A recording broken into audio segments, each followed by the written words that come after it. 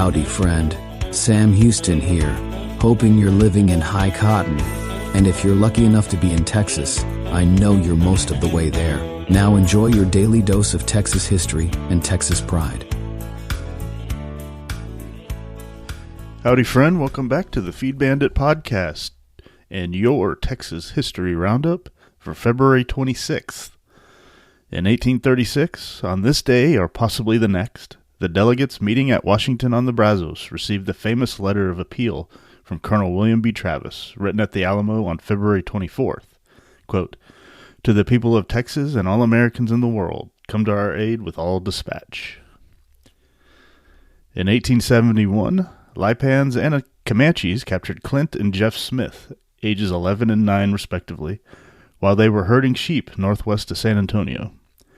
Early rescue attempts were unsuccessful, but the boys reunited with their families 5 years later and became celebrities, with a book written about their experiences. Both married and raised families and passed away in 1932 and 1940 respectively. In 1913, Joanna Troutman's remains from Georgia were reinterred in the Texas State Cemetery. Although she had never been to Texas, when Colonel William Ward's company of Georgia Volunteers left for Texas in 1835, she presented them with a flag of white silk with a blue, 5-pointed star and 2 inscriptions, "Texas and Liberty," and "Where Liberty dwells, there is my country."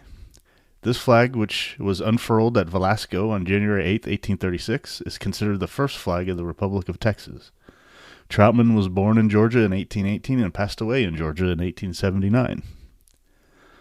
In 1946, He-Man, it's literally spelled He-Man, M. Sweat, escorted by delegates from the National Association for the Advancement of Colored People, NAACP, attempted to register at the UT Austin, Texas Law School, but was turned away. This led to the eventual U.S. Supreme Court ruling in Sweat's favor in June 1950 and his registration at the law school in September 1950. In 1977, members of the Texas Farm Workers Union began a 420-mile march from San Juan in South Texas to Austin, and a campaign to establish a Texas Agricultural Board and to grant field workers the right to collective bargaining. The marchers reached Austin on April 2nd, but the bill stated their demands died in subcommittee. On June 18th, the TFWU started a historic 1,600-mile journey from Austin to Washington, D.C. to win support from President Jimmy Carter.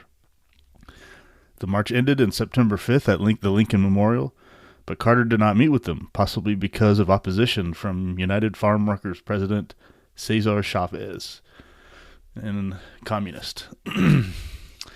In 2024, a fire began this day near the town of Stinnett, a few miles north of Amarillo in the Texas Panhandle. With high winds and dry conditions in the area, the fire extended over 1.2 million acres within a week. There were also serious fires in Oklahoma, Kansas, and Nebraska. While only one person is reported to have died in the fire, the loss of livestock, mostly cattle, in the Panhandle was heavy. And that, my friend, was your Texas History Roundup for February 26th. Thank you so much for listening, and we'll catch you back here tomorrow on the next one. All right, you take care. Well, there you have it. If you like our podcast, check us out at feedbandit.com. There you'll find awesome Texas First outdoors gear and apparel. Your purchase helps support the Bandits and keeps this podcast on the air, fighting for you and for Texas. Remember, preserve the tradition, protect the legacy. Until next time.